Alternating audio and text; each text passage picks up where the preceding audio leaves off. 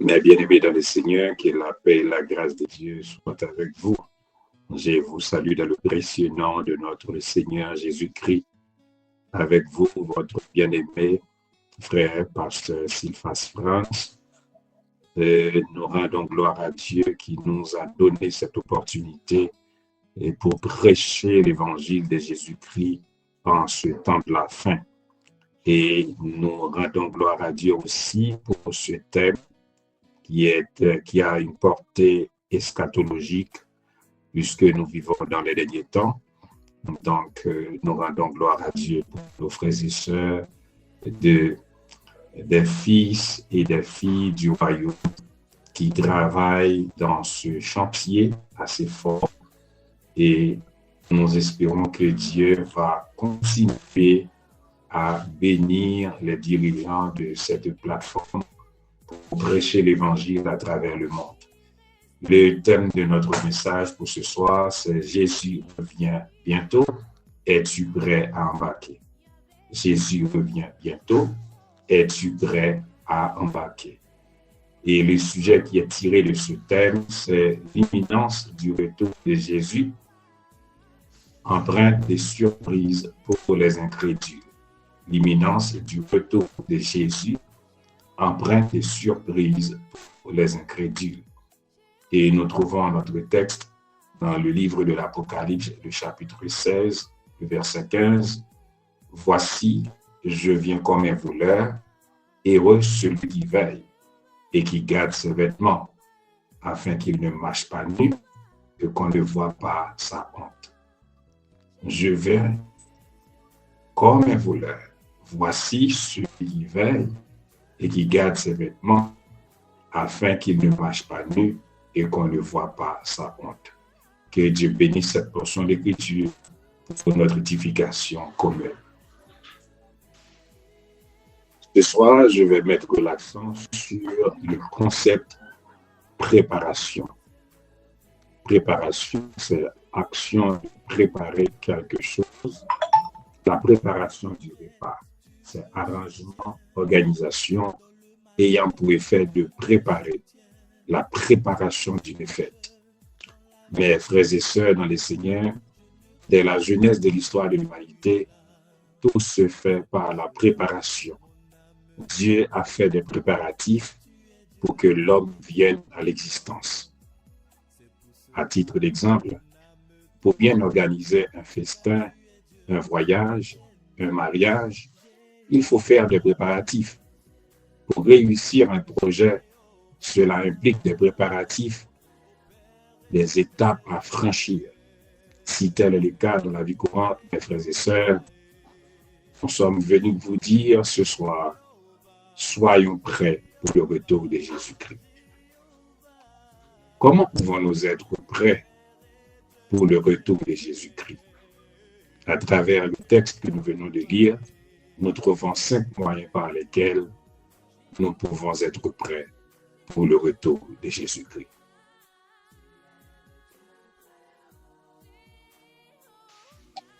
Eh bien, aimés dans le Seigneur, premièrement, c'est par l'identification des signes avant-coureurs que nous trouvons dans les livres de l'Apocalypse, le chapitre 16, verset 15a.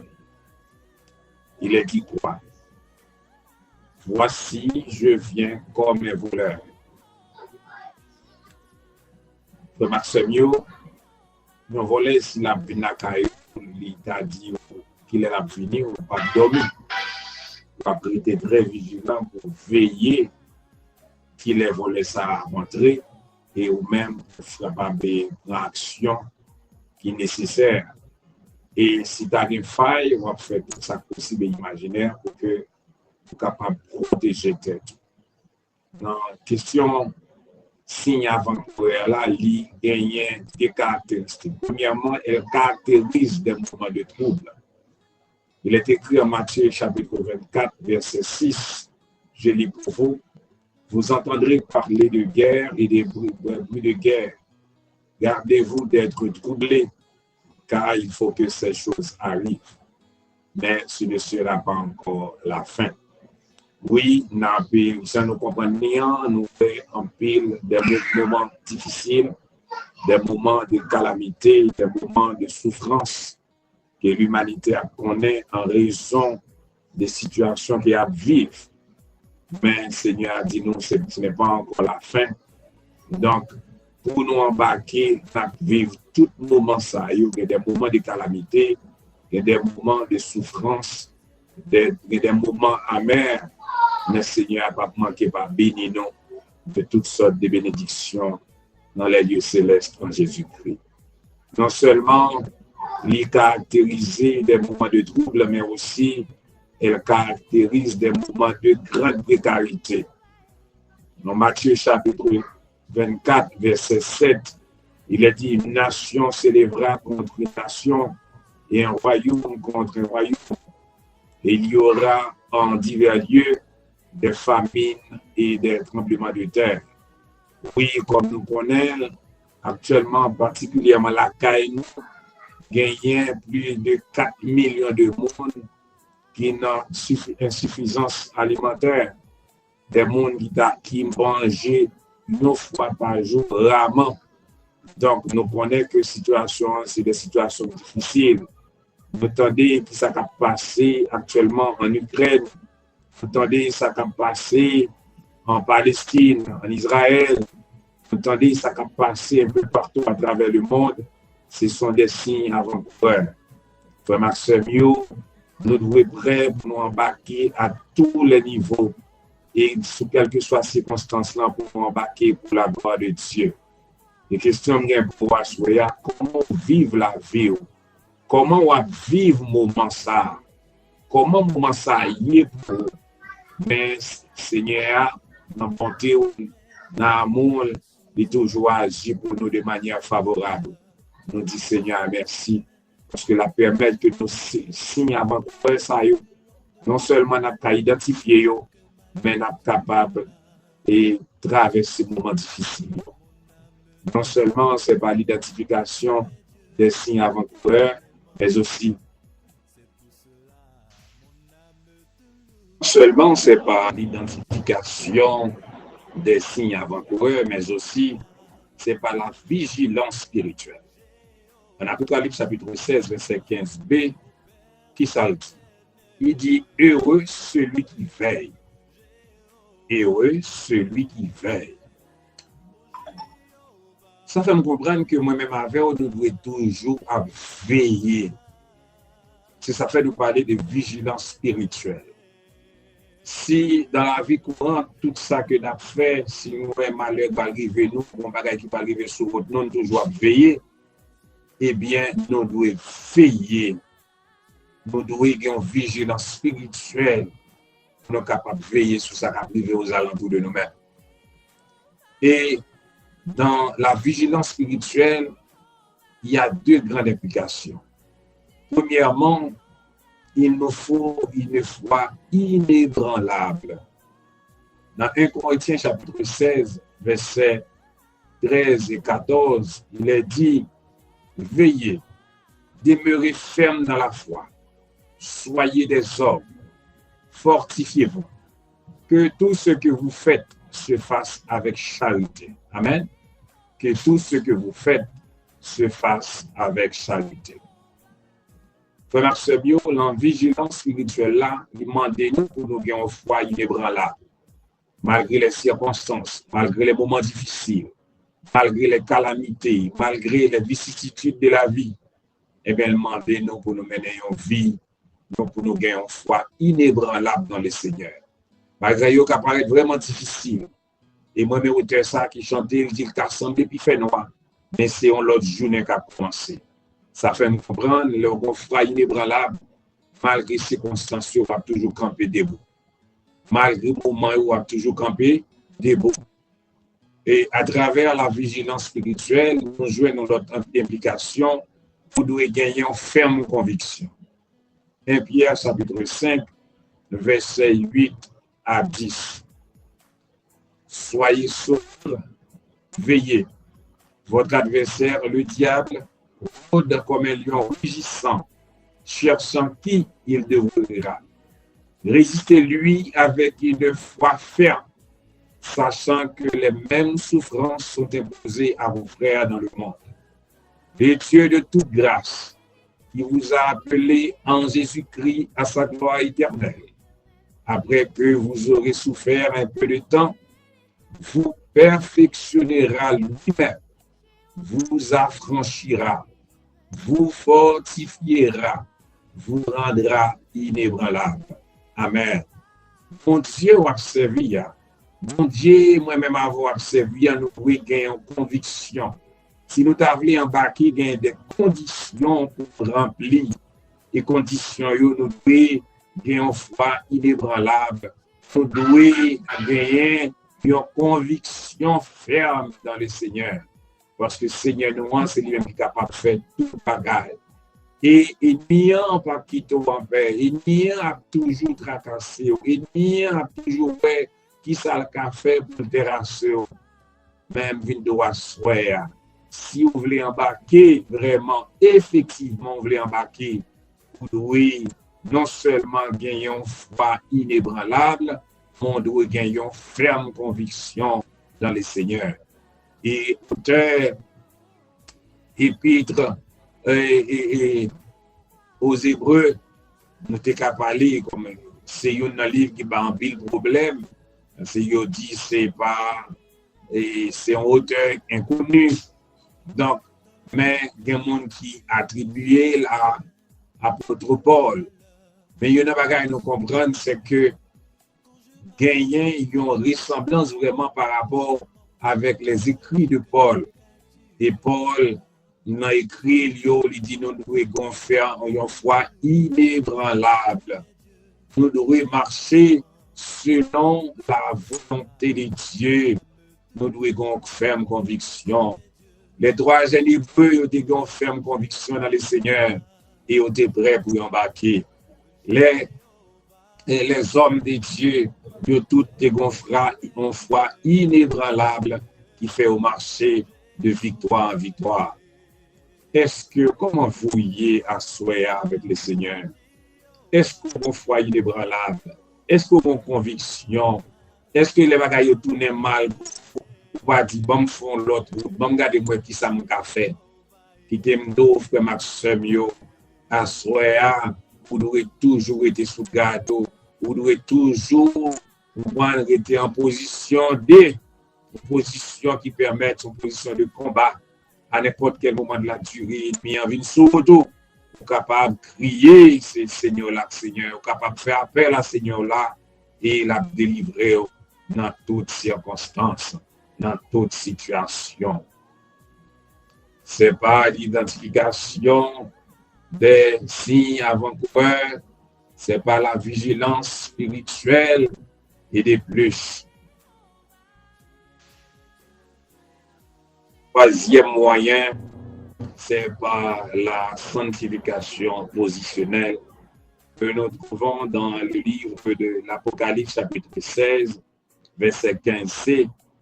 Il est dit, et qui garde ses vêtements, qui garde ses vêtements. Mes frères et sœurs, vêtements ici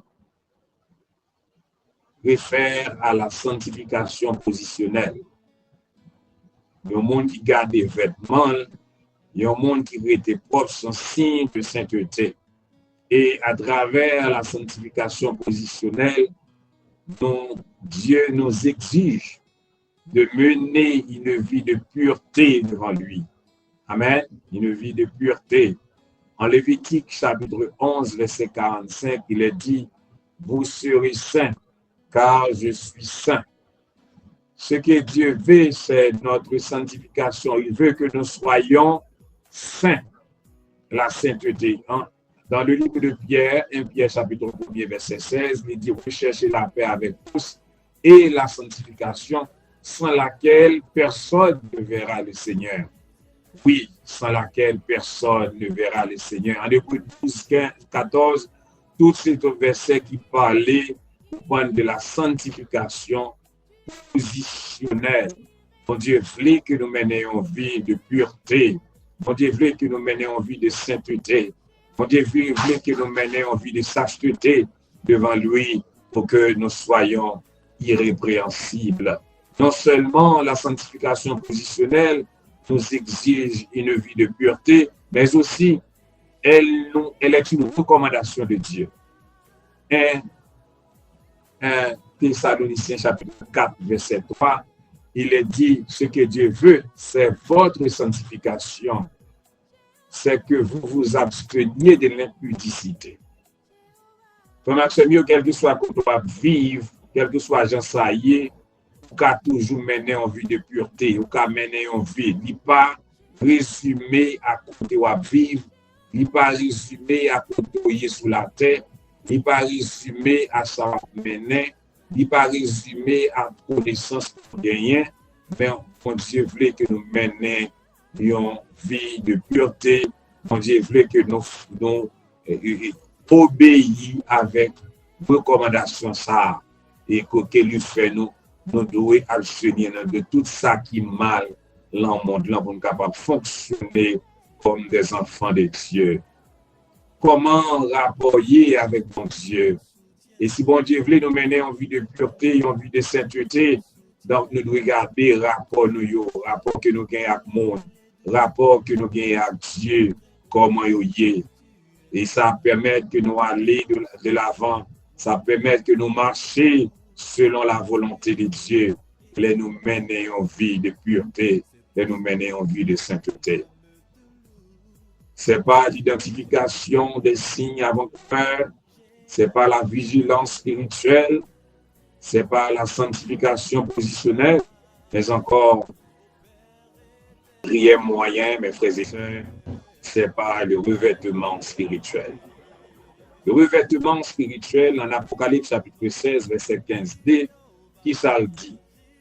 Afin qu'il ne marche pas nu. Amen. Afin qu'il ne marche pas nu. Nous connaissons, moi-même avec, dans bon créole, afin que pas marcher tout au nid. Pas marcher tout au nid. Tout au nid veut dire marcher torse nu. Pour des gens après toute nudité. Donc, Dieu, c'est pas le revêtement spirituel. Même gens, leur lever le matin, si vous parlez pour un bus, ou pas qu'à lever, ils ont levé avec chemise de nuit, ou bien, sans gagner, ils ont été dormis pour lever, pour monter le bus sans comme ça, vous pouvez aller.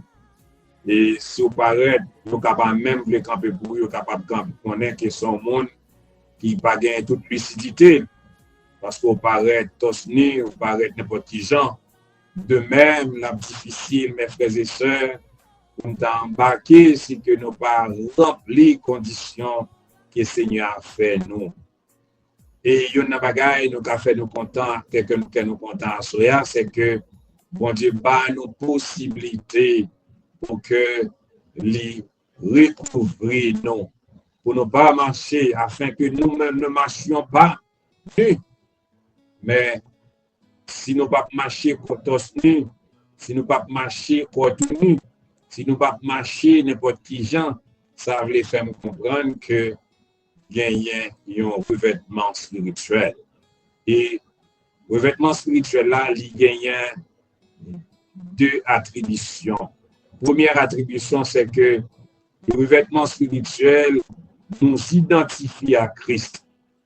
En Galates chapitre 3, versets 26 et 27, il est dit, vous êtes tous fils de Dieu par la foi en Jésus-Christ. En effet, vous tous qui avez été baptisés en Christ, vous vous êtes revêtus de Christ. Amen.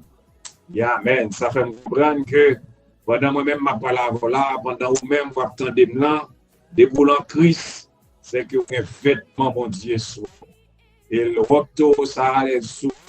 Vous êtes capable de dire, vous êtes capable de marcher avec des mains en l'air parce que le Seigneur a fait route. Vous êtes capable de marcher avec des mains en l'air parce que le Seigneur n'a pas abandonné. Vous êtes capable de marcher avec des mains en l'air parce que le Seigneur n'a pas quitté tout seul. Parce qu'il y a un revêtement spirituel. Donc, un revêtement spirituel, dans la même montée, nous-mêmes, nous connaissons dans le pays par nous comment on servit. Il y a le marron, il y a une combinaison, il ne faut pas passer parce qu'il y a un revêtement spirituel. C'est un mur lié, là où moi-même avant nous habillés nous avons un revêtement spirituel. Et moi, mes versets qui dit, il nous identifie à Christ. Oui, vraiment, l'identifier-nous à Christ. Vous êtes tous fils de Dieu par la foi en Jésus-Christ. En effet, vous tous qui avez été baptisés en Christ, vous vous êtes revêtus de Christ. Amen. L'homme regardé au niveau semblé à mon Dieu. L'homme regardé au niveau bon Dieu à vivre dans vous. Nous dit Seigneur, merci pour ça. Oui. Deuxième bagage revêtement spirituel l'a fait, c'est que l'identifier nous à Dieu et aux anges. Wow. Qui veut dire bon Dieu connaît, Jésus connaît, anges connaît. En Apocalypse chapitre 3, verset 5, bon, regardez pour moi qui ça le dit. Apocalypse chapitre 3, verset 5. Le vainqueur sera habillé de vêtements blancs. Je n'effacerai pas son nom du livre de vie et je le reconnaîtrai devant mon Père et devant ses anges. Amen. Pendant parole là, bon Dieu connaît, Jésus-Christ introduit devant Dieu. Et non seulement l'introduit devant Dieu, mais l'introduit également devant les anges, parce qu'ils sont vainqueurs. Amen. Parce que le Seigneur a fait plan pour vous. Parce qu'il dit, le vainqueur sera habillé. Et le monde qui va l'embarquer, pour un gens pour habiller. Le monde qui va l'embarquer, pour un gens pour y. Le monde dit qu'on gens doit pour y. Et bien nous-mêmes nous dit qu'on gens pour y. Parce que l'on va l'embarquer, l'on va pour un avion, il y a un ensemble de préparatifs qu'on doit faire. Il faut rassurer que le visa pour gagner est valide. Il faut rassurer que le passeport gagnant n'est pas périmé. Il faut rassurer au point de vue qu'on déplace à l'heure pour arriver dans l'aéroport là, parce que si on arrive en retard, l'avion va aller, on va rater. Eh bien, frère Maxime, ça fait nous content parce que non seulement, mon Dieu, les habiller, nous prenons nos vêtements blancs pour que nous capables d'embarquer, mais ils font l'autre bagaille pour nous encore, oui. Ils introduisent nous devant le Dieu le Père et ils introduisent nous devant les anges. Et ça fait nous comprendre que côté auteur a chanté, il dit les anges du ciel ne peuvent comprendre cette grâce infinie. Oui, effectivement, un bagage Seigneur a fait pour vous, c'est bagage extraordinaire. Et côté bon Dieu à la avec nous, c'est pour côté nous-mêmes nous sommes capables de jamais aller, le Seigneur a fait ou tape nous. Et nous sommes capables de crier, Ebenezer, jusqu'ici, l'Éternel nous a secourus. Oui, frère Maxime, question de ta remède, pour passer ta remède, est-ce qu'on va habiller? Et ou même qu'attendez, quel que soit côté, ou attendez, mandez tête, est-ce qu'on va habiller? Et me t'a aimé que vous posez toute question ça, est-ce qu'il m'a habillé? Oui, si pour monter, pour m'embarquer, si m'embarquer quand même, de vous parler d'embarquement, il est capable de machine. De vous parler d'embarquement, il est capable d'un train. De vous parler d'embarquement, il est capable d'un bateau. De vous parler d'embarquement, il est capable d'un avion. Mais je parle de l'embarquement céleste. Je parle au point de un homme qui est Jésus de Nazareth. Lui-même qui met le ciel à terre. Lui-même qui fait toute bagaille. C'est lui-même qui dit que l'a fini. Et nous posons la question ça. Est-ce que vous êtes prêt pour embarquer? Est-ce que vous êtes prêt pour aller avec pour le réjouir avec le Seigneur dans la félicité? Oui, frère Maxime, ce n'est pas l'identification des signes avant-coureurs, ce n'est pas la vigilance spirituelle, ce n'est pas la sanctification positionnelle, ce n'est pas le revêtement spirituel, et encore, cinquième moyen, mes frères et sœurs dans les Seigneurs, ce n'est pas la victoire assurée. En Apocalypse chapitre 16, verset 15, il s'arrête. Et qu'on ne voit pas sa honte. Waouh! Et qu'on ne voit pas sa honte. Donc, si pour ne pas voir tout, c'est que son monde qui a marché dans la victoire. C'est que victoire, il est assuré. Mes frères et sœurs, moi-même, avec Assoya, nous sommes capables de crier haut et fort que victoire nous assurée. nous capables de crier haut et fort que la vie nous bien cachée, nous capables d'assurer nous, assurer que victoire nous l'y assurée en Jésus-Christ. La victoire est assurée. Nous gagnons deux aspects en victoire assurée, c'est que nous voyons que notre victoire est acquise. Alléluia. Notre victoire est acquise. 1 Corinthiens chapitre 15, verset 57, il est dit, mais grâce soit rendue à Dieu qui nous donne la victoire par notre Seigneur Jésus-Christ. Wow! Notre victoire a été acquise par Jésus-Christ. Et à la croix, il a fait cette déclaration, tout est accompli. Amen. Nous entrons dans le projet, nous entrons dans le programme.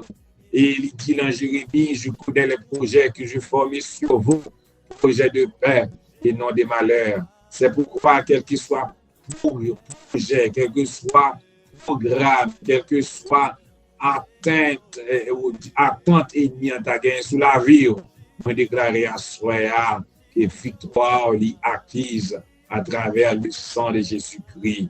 Jésus-Christ venu, il paye des péchés nous. Il a effacé l'acte dont les ordonnances nous condamnaient et il chiré à condamnation nous. Et moi-même avec nous capables de crier à soi que victoire nous est acquise et elle est bien acquise.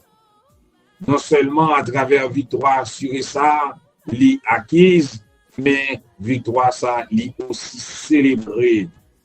Victoire célébrée en Éphésiens chapitre 3, versets 20 et 21, il est dit, or, à celui qui peut faire, par la puissance qui agit en nous, infiniment au-delà de ce que nous demandons, pensons. À lui soit la gloire dans l'Église et en Jésus-Christ, dans toutes les générations, au siècle des siècles. Amen.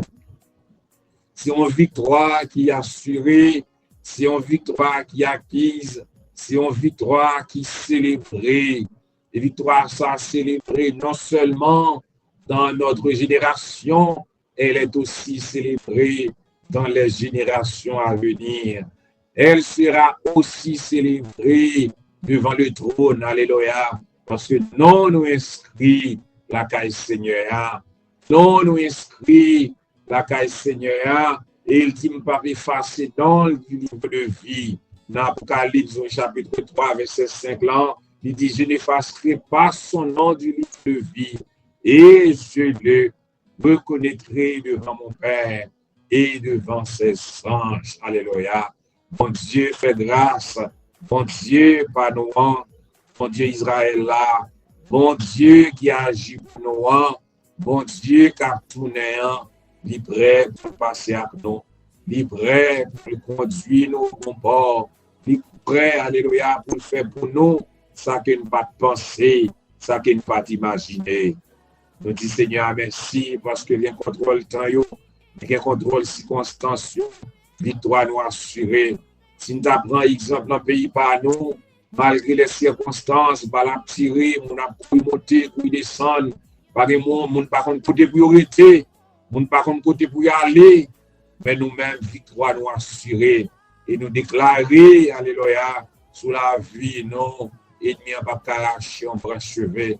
Car Seigneur a fait déclaration ça, il dit, tu es honoré, je t'aime. Seigneur, il contrôle vie, nous, il contrôle temps, il contrôle circonstances, ça veut dire victoire, nous, l'y assurer malgré les circonstances. Frère Maxime, question dans mes mains pour vous assurer, est-ce que vous pensez nous qu'à vivre dans la honte? Est-ce que vous pensez nous qu'à vivre dans la défaite? Est-ce que vous pensez nous capables de vivre, alléluia, oui, dans une série de problèmes qui ne peuvent jamais finir? Non, ce n'est pas ça la Bible a dit. La Bible a fait me connaître que notre Seigneur, il revient bientôt et nous devons être prêts à l'accueillir. Nous devons être prêts à le rencontrer dans la gloire. Alléluia. Parce que Seigneur nous, il a contrôle temps, il a contrôle circonstances. Et ça me remet Dans le livre, là, il dit, et qu'on ne voit pas sa honte. Oui, ennemi n'a pas pour honte, parce qu'on a marché dans la victoire. Ennemi n'a pas qu'à honte, parce qu'on a marché dans la victoire. Parce qu'on a marché de succès en succès. On a marché de victoire en victoire. On a marché de progrès en progrès. Malgré les circonstances, on est capable de changer. Bagaille qui apparaît tout noir. Mais Seigneur a contrôle le temps. Il a contrôle les circonstances. Il ne pas abandonner nous. Il a marché avec nous. Oui, il a marché avec nous. Et pour terminer,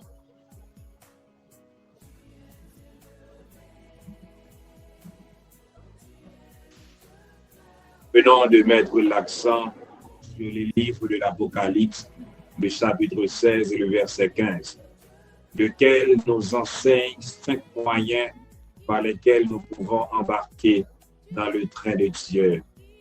C'est par l'identification des signes avant-coureurs. Deuxièmement, c'est par la vigilance spirituelle. Troisièmement, c'est par la sanctification positionnelle. Quatrièmement, c'est par le revêtement spirituel. Et enfin, c'est par la victoire assurée. Fort de ce constat, nous pouvons déduire que nous devons être prêts pour le retour de Jésus-Christ. Ce message est prêché dans le souci de vous faire savoir que le royaume de Dieu est proche. Il est de votre responsabilité de faire tous les préparatifs irrelatifs. À vous qui nous écoutez ce soir, nous vous conseillons à embarquer car le jour du jugement est imminent. Que le Seigneur vous bénisse.